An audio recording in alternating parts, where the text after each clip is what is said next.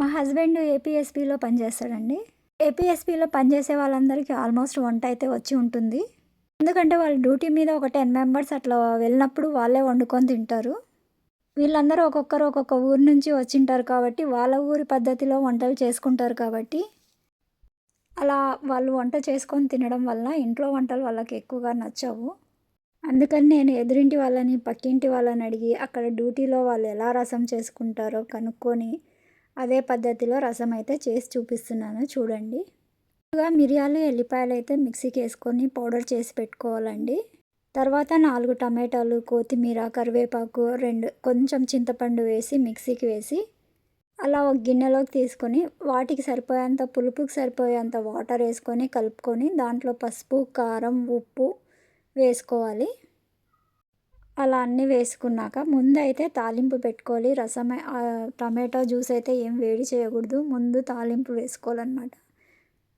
తాలింపుకైతే కొద్దిగా ఆయిల్ తీసుకొని అది హీట్ అయిన తర్వాత ముందుగా మనం మిక్సీకి వేసి పెట్టుకున్న ఎల్లిపాయలు, మిరియాలు ఆ ఆయిల్లో ఫ్రై అవ్వాలి.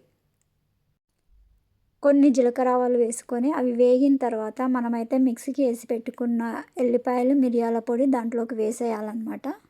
నేను ఇక్కడైతే ఎండుమిర్చి కూడా వేశాను. ఎండుమిర్చి అవసరం లేదు, ఎందుకంటే మిరియాలు ఎక్కువ కారం ఉంటుంది. అయినా స్మెల్ కోసం అయితే వేస్తున్నా.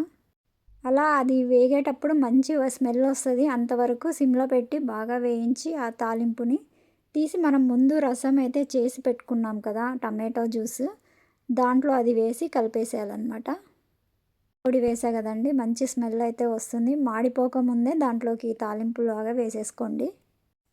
అలా తాలింపు వేసేసుకొని మూత పెట్టేసుకోవాలి. గమనించుకోండి, స్మెల్ బాగా రావాలన్నమాట. అది మరి మాడిపోకూడదు, చూసుకొని కొంచెం దగ్గర ఉండి అలా వేసుకోండి.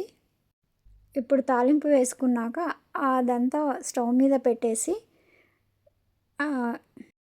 స్టవ్ అంటించుకొని మూత పెట్టేసి అది పొంగు వచ్చేంత వరకే పెట్టాలండి. ఎక్కువ ఉడకకూడదు, ఉడికితే అది స్మెల్ అనేది చేంజ్ అవుతుంది. కాబట్టి జస్ట్ ఊరికే పొంగు వచ్చేంత వరకే పెట్టాలి. మధ్యలో మధ్యలో అలా మూత తీసి చూస్తున్నా పొంగు వస్తుందేమో అనేసి. ఇంకా స్టవ్ ఆఫ్ చేసుకొని రసం వేడి వేడిగా వేసుకొని తినేయడమే అండి. అంతే అండి ఇవాల్టి మిరియాల రసం అన్నమాట. ఓకే అండి, బాయ్.